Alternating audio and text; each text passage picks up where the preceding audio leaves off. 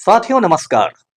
पटना बिहार से मैं Amitabh Kumar Das, IPS 94 batch, और आप देख रहे हैं मेरा अपना यूट्यूब चैनल दास बोले बिंदास। साथियों, इस चैनल में मैं आपको ऐसी जानकारियां भी देता हूं जिनको ज्यादातर लोग नहीं जानते, लेकिन जिनको जानना जरूरी होता है। आज मैं आपको टिनटिन के बारे में बताऊंगा, जो मेरा हीरो है, मेरा नायक है। और ये टिनटिन कोई जीता जागता आदमी नहीं, एक कार्टून कैरेक्टर है, चित्रकथाओं का पात्र है। इस वीडियो को आखिर तक दिल थाम कर देखिए, बहुत रोचक और ज्ञानवर्धक वीडियो है। साथियों, सबसे पहले मैं आपको अपने टिनटिन कलेक्शन को दिखाता हूँ। देखिए, मेरे पास टिनटिन की सारी किताबें हैं, सारी किताबें हैं, और मैं बचपन से इन किताबों का दीवाना हूँ। और आज भी जब मेरा मूड कुछ खराब होता है, मैं थोड़ा सुस्त महसूस करता हूँ, तो मैं टिनटिन के कॉमिक्स लेके बैठ जाता हूँ, और मुझे इतना मजा आता है कि मैं तरोताजा हो जाता हूँ। ये देखिए, टिनटिन के कॉमिक्स का दूसरा खंड है मेरा।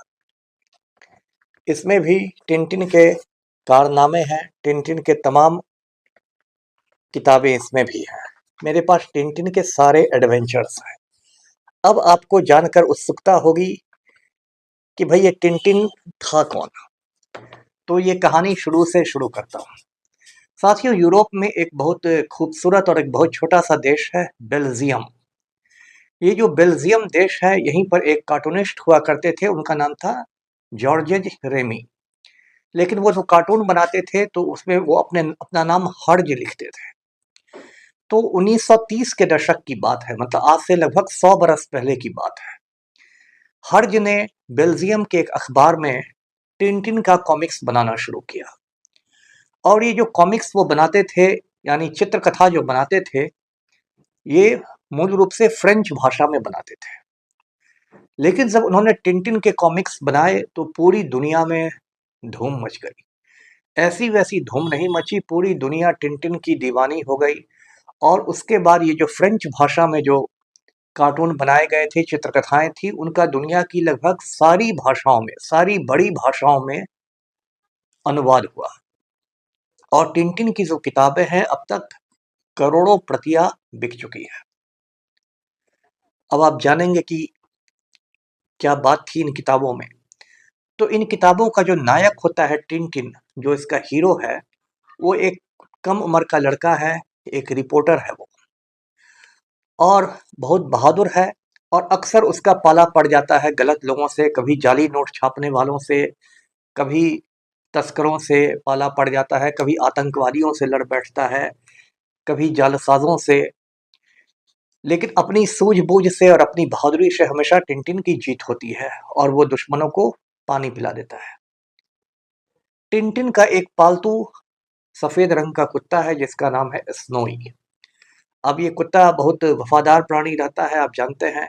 हमेशा ये जो स्नोई है वो टिनटिन के साथ नथी रहता है, और टिनटिन के एडवेंचर्स में, टिनटिन के कारनामों में वो भी कभी परेशानी में फंस जाता है। कई बार वो टिनटिन को बचाता है, कई बार टिनटिन उसको बचाता है, और दोनों की बहुत जबरदस्त जोड़ी है। टिनटिन का जो सबसे करीबी यार है वो है कैप्टन हैडॉक। कैप्टन हैडॉक जो है वो एक जहाज का कैप्टन है, पानी के जहाज का वो कप्तान है।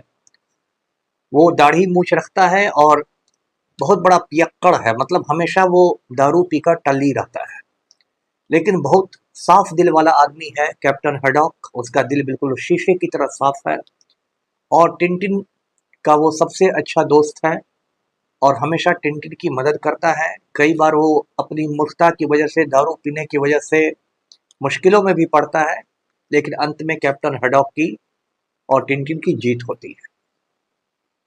एक और पात्र जो टिनटिन कॉमिक्स में है, वो एक गायिका है जिसका नाम है बियांका कैस्टाफियोर। वो इटली के शहर की रहने वाली है, मिलान की, और वो ओपेरा सिंगर है। अब आप बोलेंगे कि ओपेरा क्या होता है, तो ओपेरा एक तरह की, आप कह सकते हैं, एक ड्रामा होता है, म्यूजिकल ड्रामा उसको कह लीजिए, संगीत नाटिका होती है, उसको ओपेरा कहते हैं।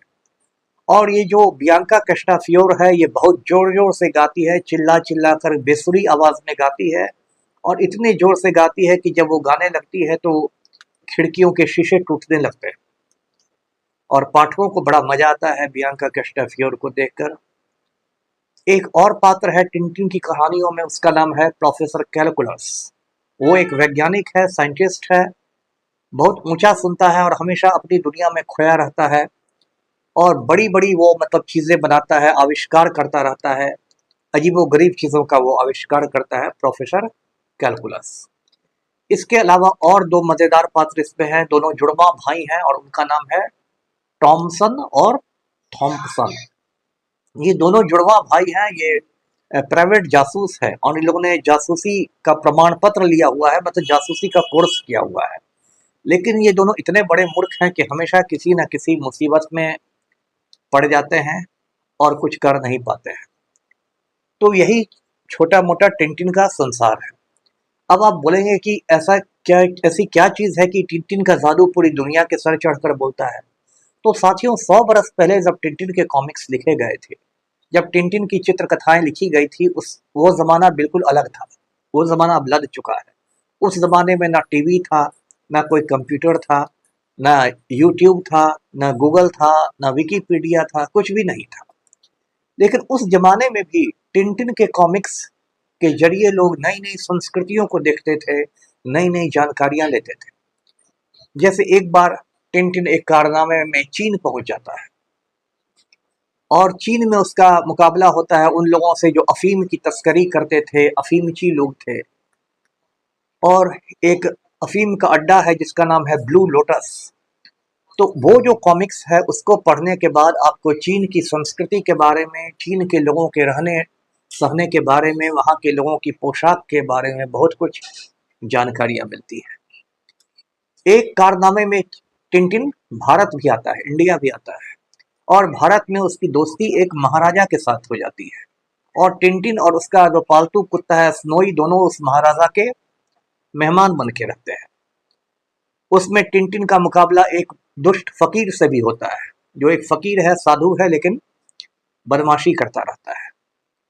फिर एक कारनामे में टिनटिन मिस्र पहुंच जाता है, इजिप्ट जिसको कहते हैं। आप जानते हैं कि मिस्र में बड़े बड़े पिरामिड हैं, जिन पिरामिड में मिस्र के राजाओं को दफनाया जाता था, जिनको फराओ कहते थे। और वहां टिनटिन को पता चलता है कि ऐसे सिगार बेचे जा रहे हैं जिनके अंदर मादक पदार्थ भरे रहते हैं। तो फिर टिनटिन उन लोगों से लोहा लेता है। एक कारनामे में टिनटिन जाली नोट छापने वालों को पकड़ता है। और एक बहुत दिलचस्प मैं कारनामा आपको बताता हूँ टिनटिन का, उसको जान के आप हैरान रह जाएंगे।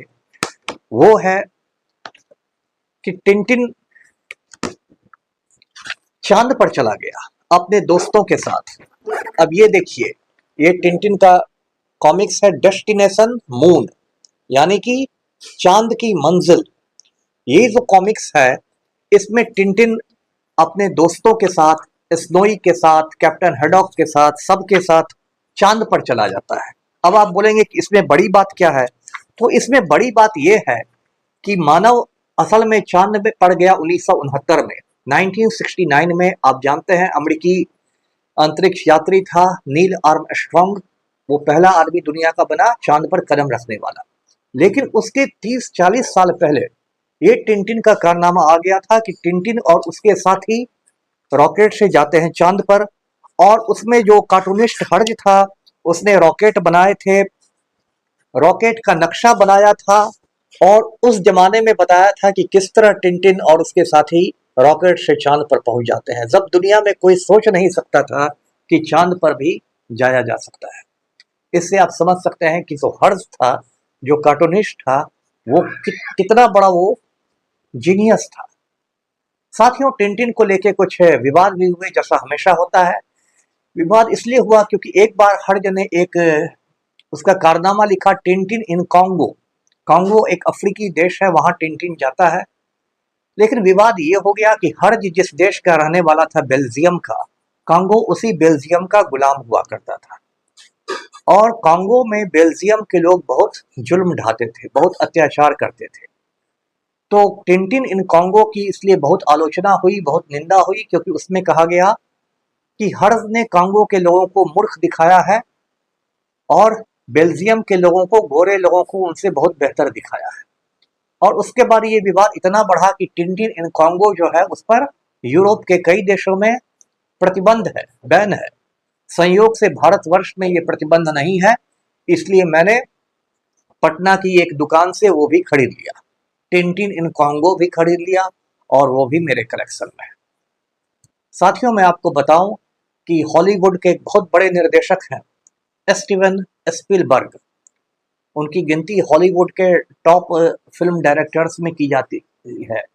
स्टीवन स्पीलबर्ग ने भी टिनटिन पर एक पूरी की पूरी फिल्म बना डाली है और वो फिल्म आपको जरूर देखनी चाहिए, आपको बहुत मजा आएगा।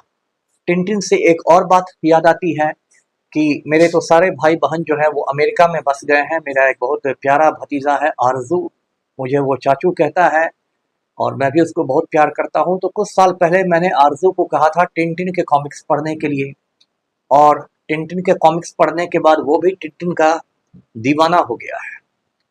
तो साथियों, टिनटिन के बारे में जब आप पढ़ेंगे तो आप नई नई बातें सीखेंगे। जैसे मैंने बचपन में टिनटिन का एक कारनामा पढ़ा था, प्रिजनर ऑफ द सन, हिंदी में वो है सूरज का कैदी। उसमें टिनटिन पेरू जाता है जो एक दक्षिण अमेरिकी देश है, और वहां वो प्राचीन इंका सभ्यता के लोगों से मिलता है। तो बचपन में मैंने इंका सभ्यता के बारे में पहली बार टिनटिन के कॉमिक्स से ही सीखा था। अब तो मैंने इंका सभ्यता पर काफी किताबें भी पढ़ी है, बहुत कुछ पढ़ा है, लेकिन पहली बार मुझे इंका सभ्यता की जानकारी टिनटिन के कॉमिक्स से हुई थी। तो साथियों, यदि आपके घर में कोई बाल बच्चा हो, आस पड़ोस में हो, तो आप उसको अगले बर्थडे पर टिनटिन का कॉमिक्स जरूर दें। ये आपको ऑनलाइन भी मिल जाएगा, और सिर्फ बच्चे को नहीं पढ़ाएं, खुद भी पढ़ें, क्योंकि टिनटिन के जो कॉमिक्स हैं वो कोई मामूली कॉमिक्स नहीं हैं, वो आपके दिमाग की तमाम खिड़कियां खोल देंगे। आज का वीडियो यहीं तक था। वीडियो को लाइक करें, शेयर करें, चैनल को सब्सक्राइब कीजिए। धन्यवाद। जय हिंद।